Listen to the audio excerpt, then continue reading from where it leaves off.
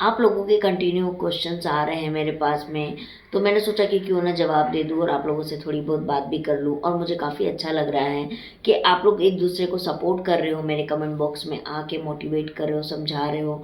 देखो यही तो होती है, यही है बस लाइफ, इसी को लाइफ कहते हैं कि आप एक दूसरे के लिए खड़े हो जाओ, है ना।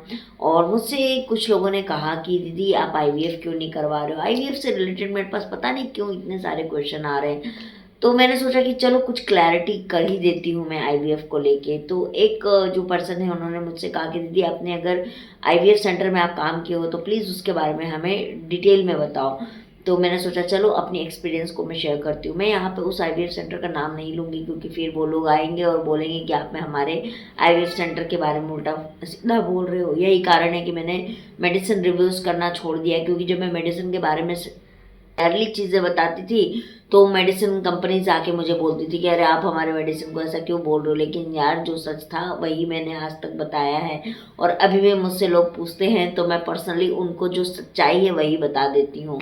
तो मुझे झूठ बोलना नहीं आता है, मैं क्या करूँ, मैंने ये चीज़ सीखी ही नहीं है। तो मैं आपको बता दूं कि मैं जब आईवीएफ सेंटर में काम करती थी तो वहाँ पे मैं करीब करीब 9 महीने से लेके 1 साल के बीच में मैं रही हूँ।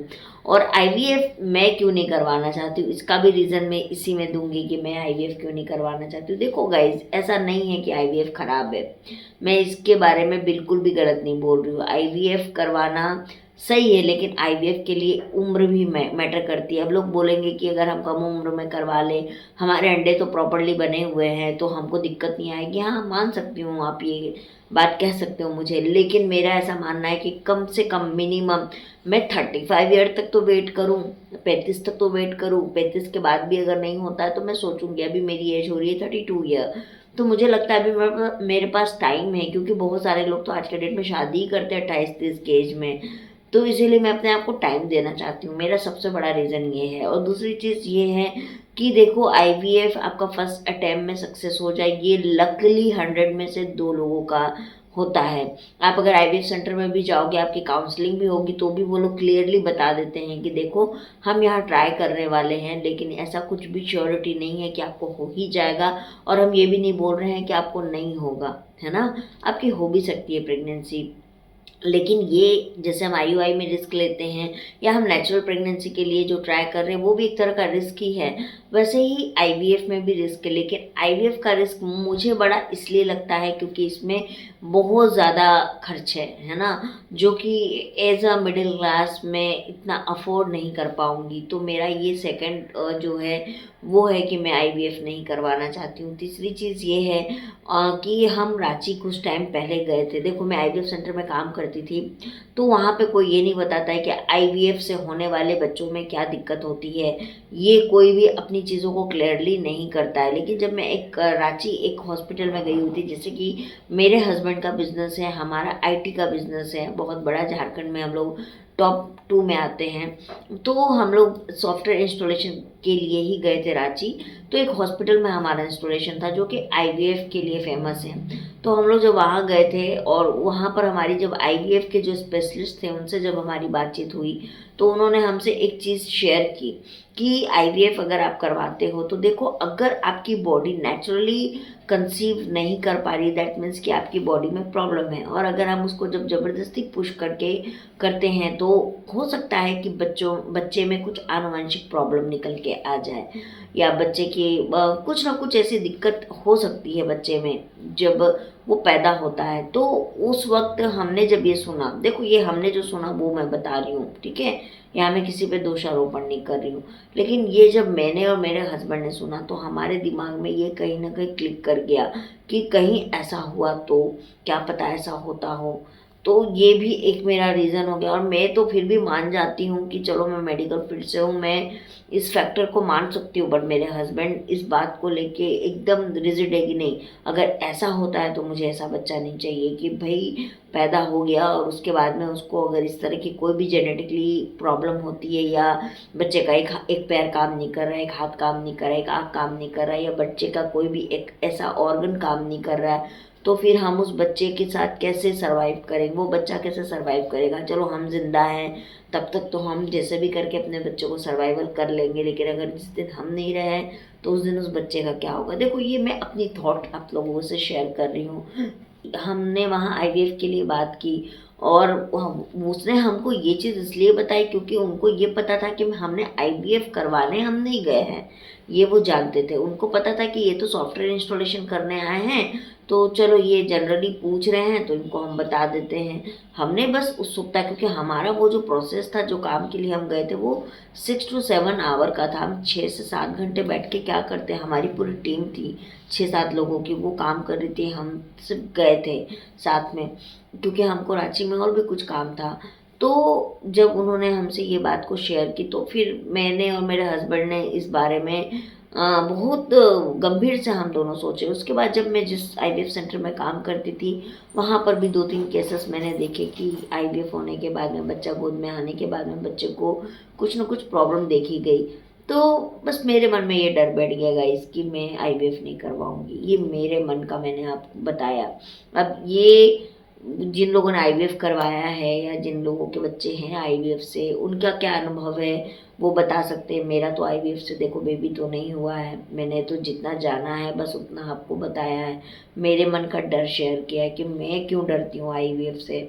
और मैं उससे अच्छा ये सोचती हूँ ना गाइस कि अगर मेरा बच्चा नहीं होता है तो मैं कोई बात नहीं, मैं अडॉप्शन ले लूँगी, मेरे को इससे कोई प्रॉब्लम नहीं है।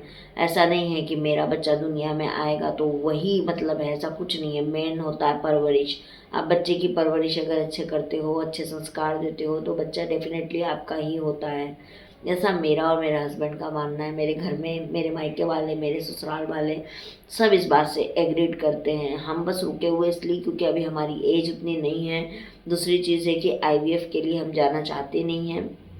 और तीसरी चीज़ ये है कि अभी हम इतने भी ज़्यादा वरीड नहीं हो रहे इन चीज़ों को लेके। जिस वक्त हमको लगेगा कि नहीं अब वो टाइम आ गया है कि अब हमको कुछ एक्शन लेना पड़ेगा तो हम डेफिनेटली इस चीज़ के प्रति ज़रूर जाएंगे। अब रहा बात, आप लोग बोलोगे कि दीदी फिर आप मेडिकली बता दो, क्योंकि मैं मेडिकल स्टडी कर चुकी हूँ। ऐसा कि कहीं नहीं लिखा है कि एक डॉक्टर का बच्चा डॉक्टर ही बनता है, कि इंजीनियर का बच्चा एक इंजीनियर ही बनता है। तो उस तरीके से ये नहीं है कि मैं माँ बन नहीं पा रही हूँ तो मुझे मेडिकल की मैंने जो पढ़ाई की वो ख़त्म हो गई, ऐसा नहीं है। मेरे ऊपर अप्लाइड नहीं हो पा रहा है अलग बात है, लेकिन बहुत सारे लोग जो आज मेरे सब्सक्राइबर हैं या ऑफलाइंस भी मुझसे मिलते हैं या ऑफलाइंस मेरे ऑफिस तक लोग मेरे पास विजिट करते हैं, उनको मैं चीज़ें बताती हूँ और वो आज के डेट में ठीक हुए हैं। मेरी खुद की एक ननद है गाइस, मैं आपको बता रही हूँ, आज मेरी ननद है, कज़न ननद है। उनकी शादी को 12 साल हो गए। जब मेरी शादी होके मैं गई थी तब उनकी शादी के 7 साल हो रहे थे। वो काफ़ी टाइम से बच्चे के लिए परेशान थी और उनको कुछ होम रेमेडीज़, डाइट, योगा ये चीज़ें बता के, कुछ मेडिकल की मेडिसिन्स भी मैंने बताई थी, उनको लेके डॉक्टर सजेस्ट किया था, गई वो। आज उनकी गोदी में 1.5 साल की बेटी है। तो ऐसा नहीं है मेरे पास, मेरे ऊपर अप्लाइड नहीं हो रहा है, मेरा बैड लक है। मैं और क्या बोलूँ इसके ऊपर, इससे ज़्यादा मैं कुछ नहीं बोल सकती हूँ। लेकिन बस यही बोलूँगी कि मेरा जो सोच है, मेरी जो थिंकिंग है वो मैंने आप लोगों के साथ शेयर किया।